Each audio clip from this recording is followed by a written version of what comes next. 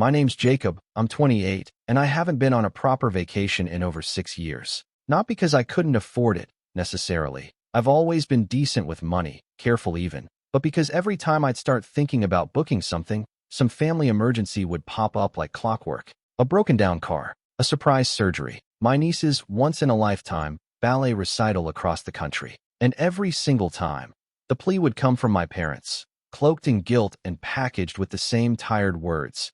You know how much your help means to this family, right? I used to think I was being the good son, the responsible one, the unselfish brother. But now, I think I was just the most convenient sucker. I'm not bitter by nature. Or at least, I didn't used to be. I grew up in a pretty standard middle-class home, in the kind of suburb where people smile at each other on the sidewalk, but still quietly judge the height of your grass. My older sister, Vanessa, has always been the shiny one. You know the type, big personality, big hair, even bigger demands. She married her college boyfriend, Alan, who works in finance and walks like he owns every room he steps into. Together they had 2 kids who I used to babysit when I was in high school, for free, while Vanessa ran errands, which usually meant getting her nails done or sipping wine with friends. Meanwhile, I'd be wiping noses and burning frozen pizzas. Our parents, Deb and Frank, aren't cartoonishly evil or anything. They're just selectively blind. Maybe it's because Vanessa gave them grandkids, or maybe it's because she's always louder than me, always more dramatic, always makes everything feel urgent. Whatever the reason, they've been bending over backward to meet her needs since we were kids. If she needed money, they loaned it. If she messed up, they understood. If I said anything, I was being difficult. Eventually, I stopped pointing it out. It wasn't worth the eye rolls, the passive-aggressive sighs, the conversations that ended with, "Can't you just be happy for your sister?" I kept my head down. I went to trade school, got certified as an HVAC technician, and now I run my own small but successful business. I don't drive a fancy car, but I own it outright. I bought a modest house a few towns over. I've got a decent savings account, and I've never once asked my parents for money. You'd think that would earn me some kind of respect, or at least some basic fairness. But in our family, stability just makes you invisible. It was early spring when my parents mentioned the idea of a family trip.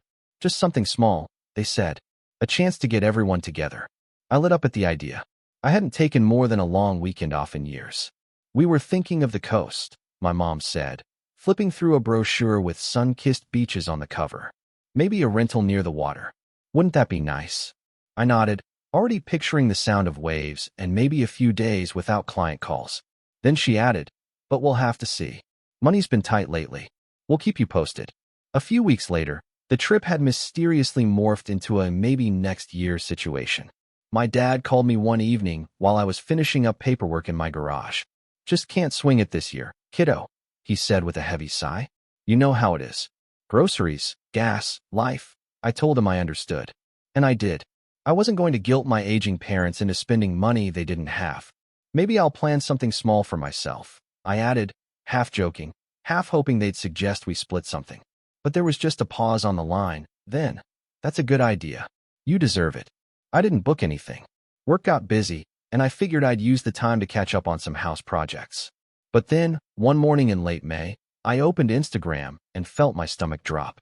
It was Vanessa, posting a boomerang of champagne glasses clinking together, in first class. The caption? "Au revoir, America. See you soon. Paris, #family trip." I stared at the screen, reread the caption, then scrolled. There they were, my niece and nephew, grinning in oversized sunglasses, lounging in luxury seats, trays of macarons and fresh fruit in front of them like some kind of French fairy tale. Another post showed Vanessa and Alan posing with my parents at the airport gate. So grateful to my amazing parents for helping make this happen. Family is everything. My mom had commented a string of heart emojis. My dad had liked every photo. I sat there for a full 10 minutes, phone in hand, pulse thudding in my ears. They'd gone. All of them. On a trip that I was explicitly told couldn't happen.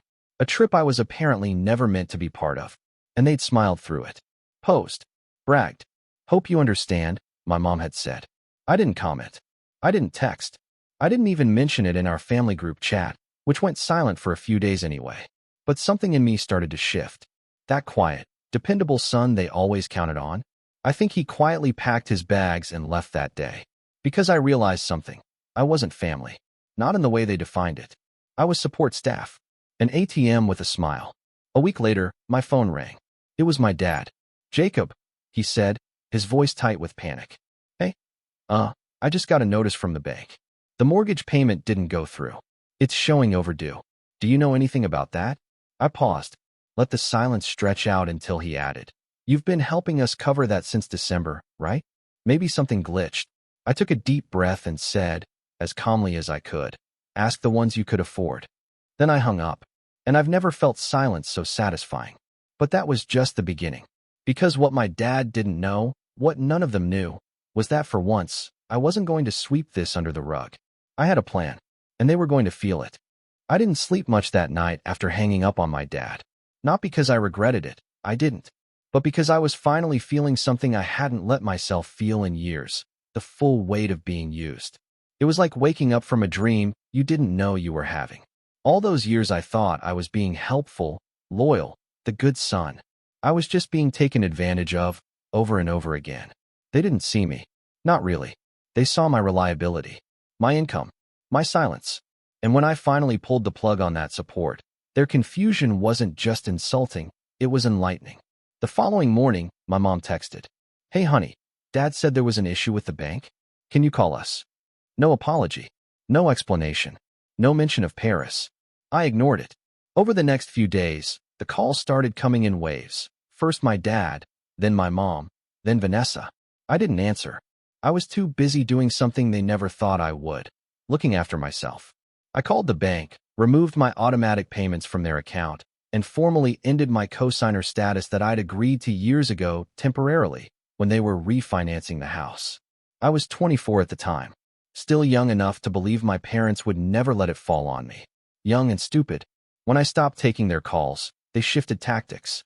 Vanessa messaged me directly. Okay, this is childish now.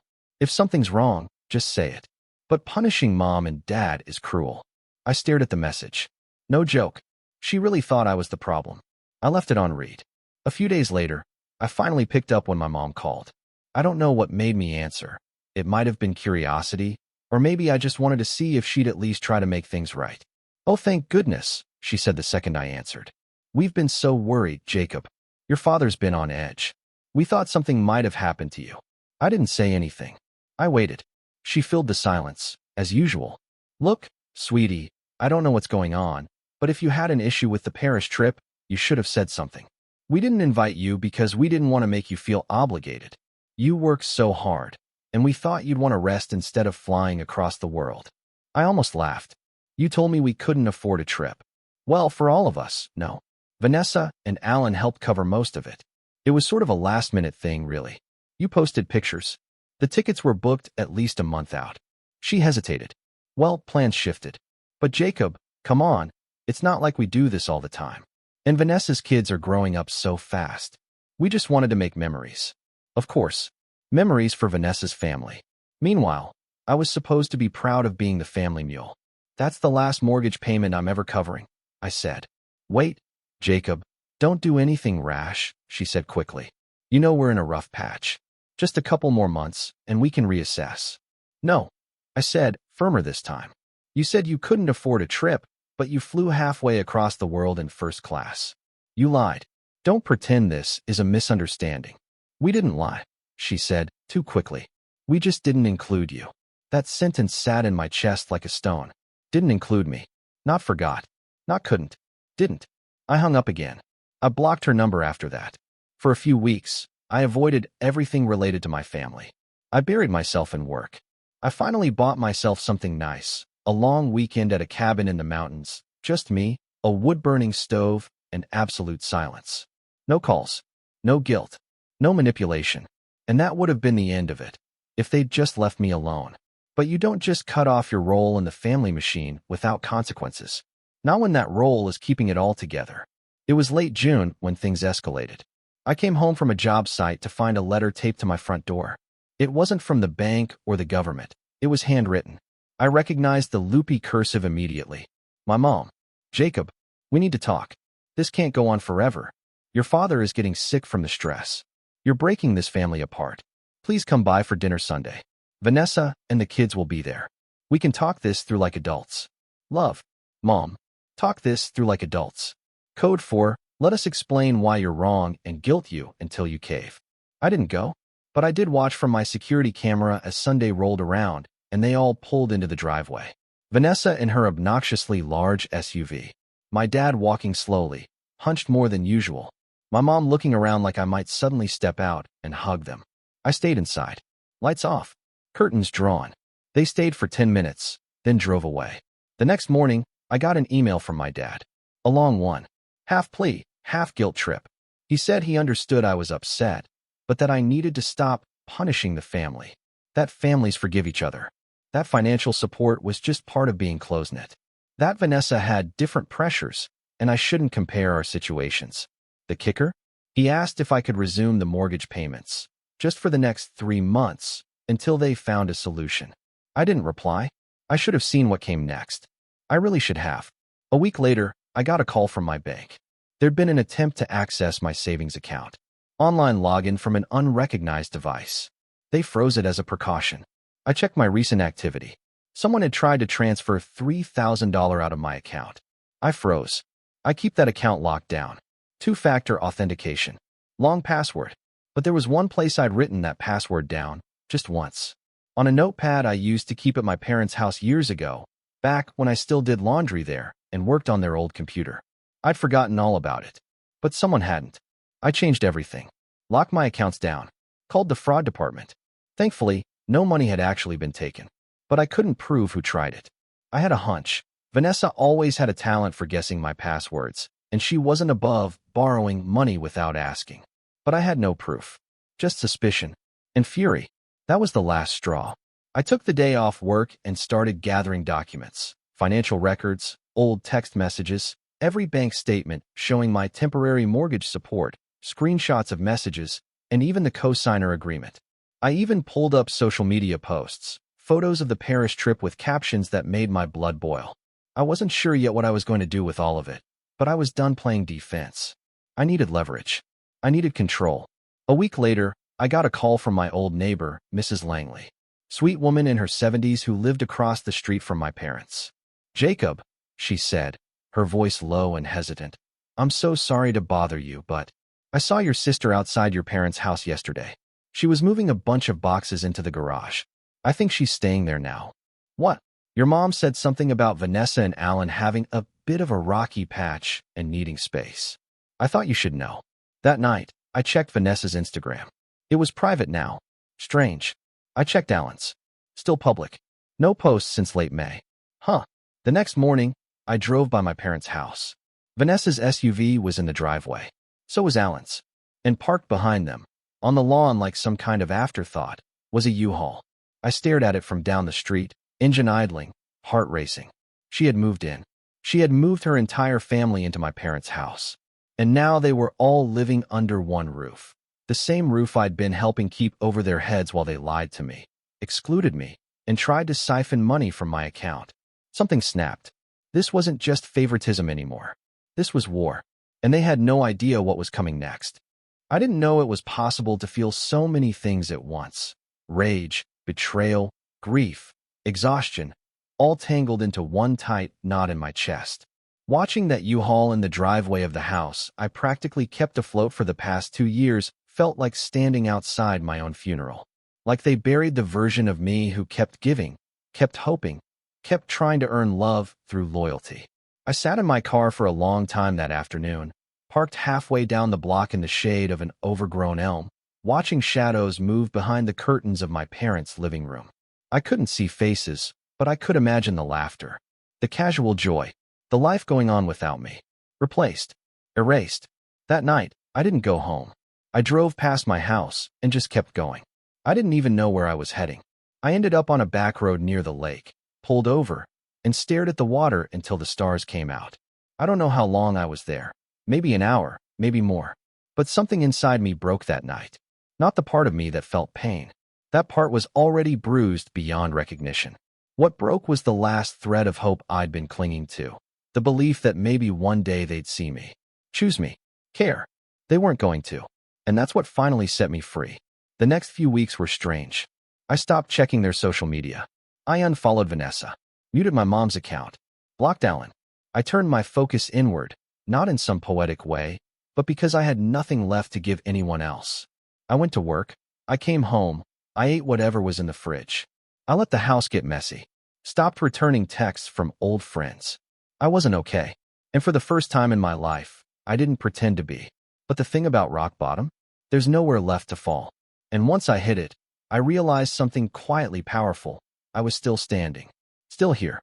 Still breathing. And I didn't owe anyone a damn thing. It started small. One Sunday morning, I got out of bed and cleaned the whole house. Not for anyone else, just for me. I opened the windows, played some old records, and mopped the kitchen floor until it shined. I found a box of old tools I'd forgotten about in the garage and fixed the loose cabinet that had been bugging me for months. Then I sat down and made a list, just a small one, of things I'd been putting off because I was too busy playing family firefighter, renewing my passport, replacing the back porch light, getting a new mattress. Little things, maybe, but they felt like mine. At work, I started saying no to jobs I didn't want. I raised my rates. My business had always been steady, but I'd been undercharging for years out of guilt. Don't price yourself out of the market, my dad used to say. Funny how the only market I'd been underpricing for was my family. I revamped my website, streamlined my services, and for the first time ever, I hired help. A guy named Omar who reminded me of myself a few years back. Quiet, reliable, and underappreciated. I trained him personally and started giving him some of the smaller jobs. Not only did it ease my workload, but it gave me space to think, to build. And build I did. I started running again. Nothing dramatic. Just 3 miles in the morning, just enough to clear my head. I signed up for a half marathon in the fall, partly as a challenge, and partly because it gave me something to look forward to that no one could take away. I stopped eating junk, started sleeping better. My skin cleared up. My phone rang less, and I liked it that way. Silence used to feel like loneliness. Now it felt like peace. One day in August, I got a call from a client I'd worked with the year before, a commercial property owner who needed full HVAC work done on a strip mall he was renovating. It was a massive job. Would have overwhelmed me a year ago. But now, I had help. Systems. Confidence. I submitted my bid without undercutting myself. He accepted it immediately. The contract was worth more than I made in the previous 2 years combined. I stared at the signed document, stunned. Not because I didn't believe I could handle it, but because for the first time in my life, I realized just how much I'd been holding back, shrinking myself to fit a version of me my family found useful. That night, I celebrated. Not with a party, not with anyone. I just cooked myself a steak, opened a bottle of decent wine, and sat on the porch watching the sun set behind the trees. It wasn't flashy, but it was mine. Around that same time, my phone started lighting up again. Not from friends or clients, but from my parents. At first, it was subtle. A text here, a missed call there, then a voicemail from my mom. Hi, sweetheart. I know it's been a while, but I just wanted to hear your voice. Vanessa's been struggling, and we've all been so overwhelmed. Alan's been staying with a friend temporarily, and the kids are back in school. It's just been a lot. Anyway, we miss you. Call me. I didn't. The next week, another message. Jacob, your father's not doing well. His blood pressure's been up, and I think the stress is catching up to him. He won't say it, but I know he misses you. We all do. Can we talk? Still, I didn't answer. It wasn't about punishment anymore. It was about preservation. Every time I thought about stepping back into that dynamic, I felt the tightness in my chest return, the slow drain of energy, the quiet grief of being seen as less. I wasn't going back. But the final straw? It came 1 week later, when I got a letter in the mail. A legal envelope. Certified. I opened it cautiously, heart pounding. Inside was a typed letter from a lawyer, my parents' lawyer. It stated that my parents were formally requesting a conversation regarding the financial support they believed I had committed to providing during their refinancing period, citing an informal verbal agreement that I would ensure mortgage stability until such time as they could resume payments. It wasn't a lawsuit. Not yet. But it was a threat. They were testing me. I sat down in my kitchen, letter in hand, staring at the same counter where I used to drop off bags of groceries for them during COVID, where I used to make meals to bring over on weekends, where I once signed that stupid cosigner form, thinking I was helping. They were trying to manipulate me again. Legally this time. But what they didn't realize, what they'd never realized, was that I'd changed. I wasn't scared anymore. I wasn't that tired, overworked son begging for scraps of affection. I was a man who had clawed his way out of the hole they dug, one painful inch at a time. I was done being the safety net, done being the backup plan, done being the invisible backbone of a family that treated me like an afterthought. And for the first time ever, I was ready to fight back. Not with yelling, not with begging, but with the kind of revenge that didn't look like revenge at all. Strategic, calculated, legal. They wanted a conversation. They were going to get one, just not the kind they expected. The legal letter sat on my kitchen table for 3 days. I didn't touch it, didn't move it, didn't even put anything near it. I'd eat my meals on the couch, do my invoices on the porch. The envelope sat there like a ghost, quiet but cold, a reminder of the final insult they thought I'd swallow. But I wasn't panicking. Not this time. Because this wasn't some knee-jerk guilt trip. This was tactical. They were poking the bear to see if he'd still roll over. They miscalculated. On the 4th morning, I picked up the envelope, slid it into a folder, and took a slow drive into town. Not to visit my parents. Not to have a conversation. I had a different destination in mind, one I'd been avoiding for too long. The office of my old friend, Erin. Erin and I went to high school together. Back then, she was the quiet one who always knew the answers, but never raised her hand. We lost touch after graduation, as people do, until I bumped into her at a gas station last year. She was wearing a blazer, sipping coffee, and talking to someone on speaker about real estate zoning regulations. Turned out she'd become an attorney. A good one, specializing in property law and civil disputes. At the time, I told her we should grab coffee. We never did. Now, I had a folder full of reasons. When I walked into her office that morning, she looked surprised but not unhappy to see me. "Jacob," she said, rising from behind a desk cluttered with sticky notes, case files, and a half-eaten muffin. "Wow, it's been forever." I smiled, more tired than anything. "Yeah, sorry it took me this long to come by. I have something I need your help with." We sat down, and I told her everything. From the mortgage co-signing to the automatic payments.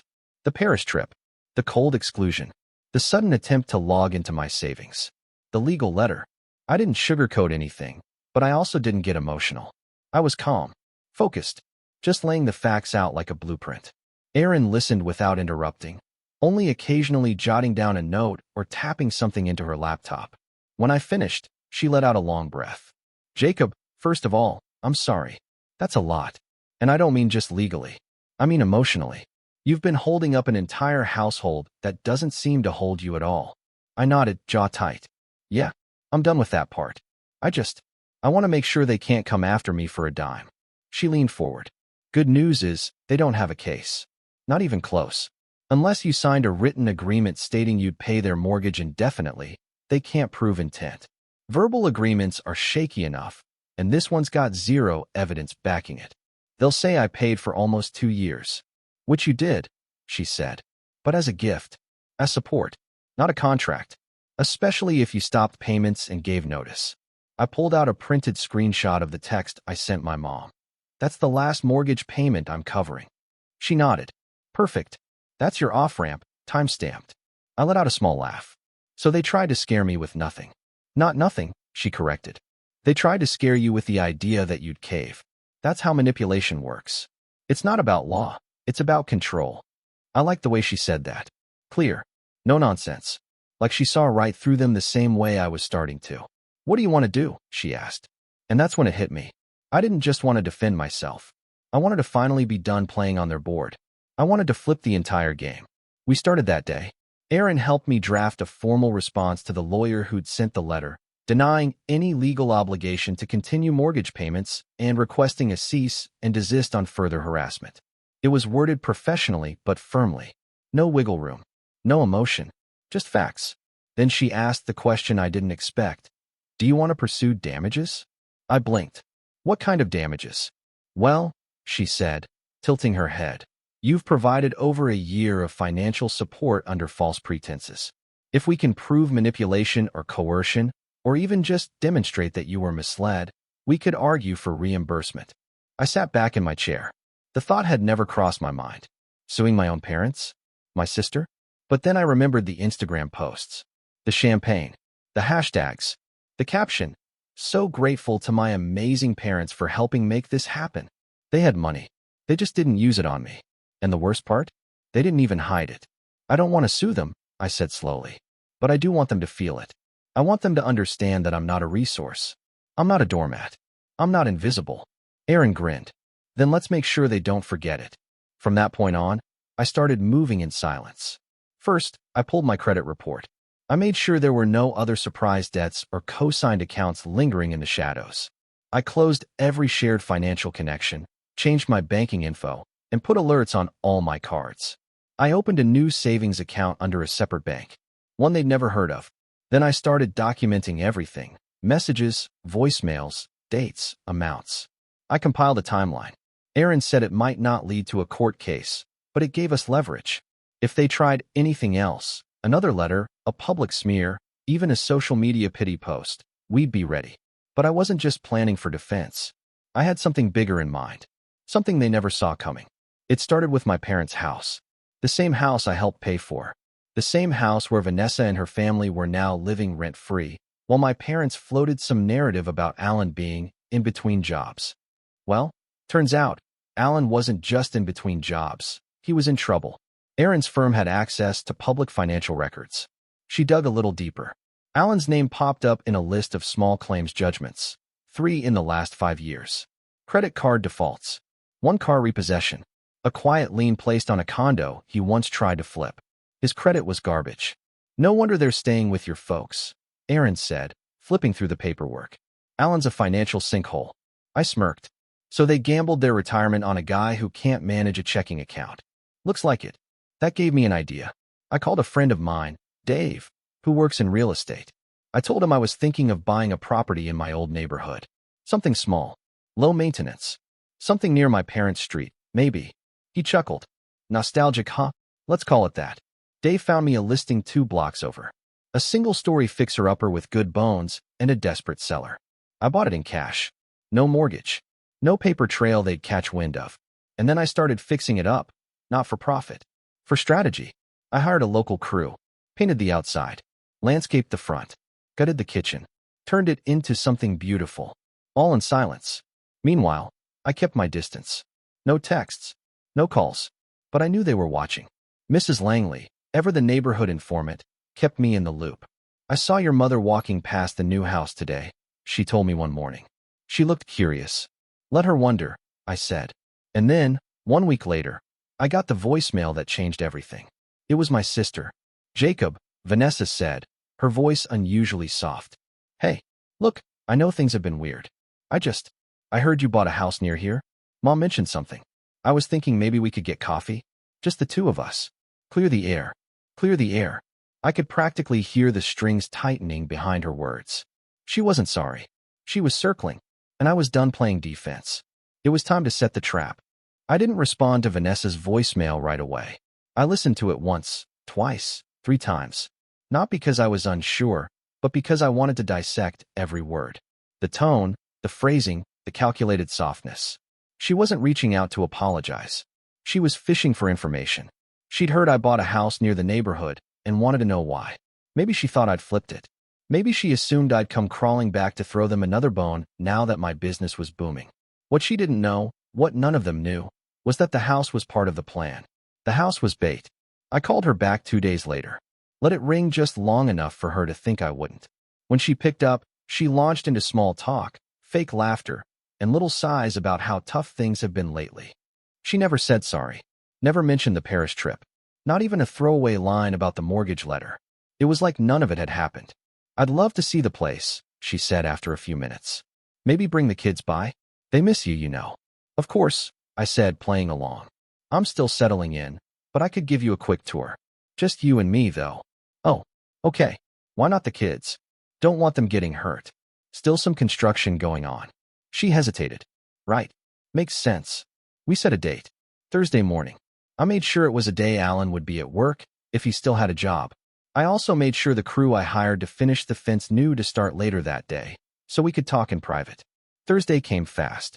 I cleaned the place up, no need for deception, I was proud of it, and waited by the kitchen island with a pot of coffee and 2 mismatched mugs.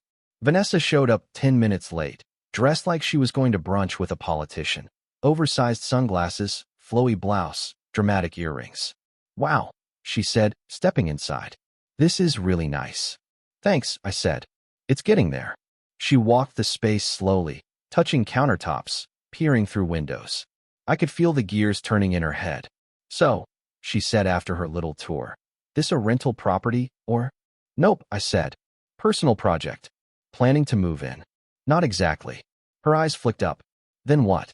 I poured her some coffee, sat down, and let a silence stretch just long enough to make her squirm. Then I said it. I bought this place because it's 2 blocks from Mom and Dad's, and I want to keep an eye on my investment. She blinked. What investment? I reached into a folder on the counter and slid a stack of papers toward her. This, I said. My formal request for the repayment of $22,400 in mortgage contributions made over the course of 16 months. Each payment documented. Each withdrawal tied to your parents' account. Vanessa didn't touch the folder. Her smile was gone. What is this? It's a letter of intent. If they, or you, try to come after me again with baseless legal threats, I will pursue recovery of those funds in small claims court. And I'll have a lawyer this time. A good one. You're going to sue your own family? She asked, voice rising. No, I said. I'm going to protect myself from them. There's a difference. She scoffed. This is ridiculous. I leaned forward. What's ridiculous is living in a house someone else paid for while pretending you're the victim. Her eyes narrowed. We never asked you to pay anything. You're right. You never asked. You just assumed. Again and again. Until I became part of the foundation under your feet. She stood up. So what? You brought me here to threaten me. I shook my head slowly. No. I brought you here to explain what's going to happen next. I pulled out another document. This one was thinner. Just a single page. This is a letter I've drafted. It's addressed to Mom and Dad. It outlines the conditions of my disengagement from the family. I won't be attending holidays. I won't be visiting the house. I won't be involved in medical emergencies, school fundraisers, or helping out with bills. Effective immediately, Vanessa's jaw tightened. You think you're punishing them, but all you're doing is making yourself look bitter. Maybe, I said, but I'd rather be bitter than broken. She stared at me, unreadable for a moment, then turned to leave. At the door, she stopped. You know they always loved you, right? She said quietly. I smiled, but it didn't reach my eyes. No, they loved what I did for them. That's not the same. She left without another word. I mailed the letter to my parents the same day. Certified. Tracked. Signed receipt. No excuses. 2 days later, I got a response. Not from them, but from Alan. A nasty little email that read more like a tantrum than a statement. He accused me of trying to destroy the family, claimed I'd turned a rough patch into a personal vendetta, and even tried to bait me by saying, we always knew you felt second best. Maybe now we know why. I didn't reply. Instead, I forwarded it to Erin. She replied within 10 minutes. Exactly the kind of message that makes them look unstable, not you. Keep it. A week passed. Then 2. I heard nothing from my parents. No calls. No letters. Just silence. And then, the fallout began. Mrs. Langley, God bless her, called me one morning with an update. Apparently, Vanessa and Alan were moving out. Or trying to. There had been shouting in the driveway. My mom crying. My dad sitting on the porch, looking like a statue. The SUV was packed, but Vanessa kept going back into the house, slamming doors. A few days later, I drove by just once. The SUV was gone. So was Alan's car. The lawn looked overgrown. The windows were dark. For the first time in years, the house looked tired. Hollow. I didn't stop. I had no reason to anymore. Months passed. Fall came. I finished the house renovations and sold the place at a profit. Enough to cover every dollar I gave them, and then some. I put the extra into my business. Expanded. Omar now runs his own team under my brand. We service 3 counties. My name is on the trucks. The logo on the uniforms. I bought myself a new truck. Nothing flashy. Just clean. Paid in full. And on Christmas Day, while my old family probably gathered around the same table pretending everything was fine, I sat by a fireplace at a cabin I rented up north. Alone. Peaceful. Not lonely. The snow fell silently outside the window. I sipped my coffee, wrapped in a warm flannel, a book in my lap, and no one asking me for anything. For the first time in my life, I wasn't the fallback. I wasn't the wallet. I wasn't the extra. I was free.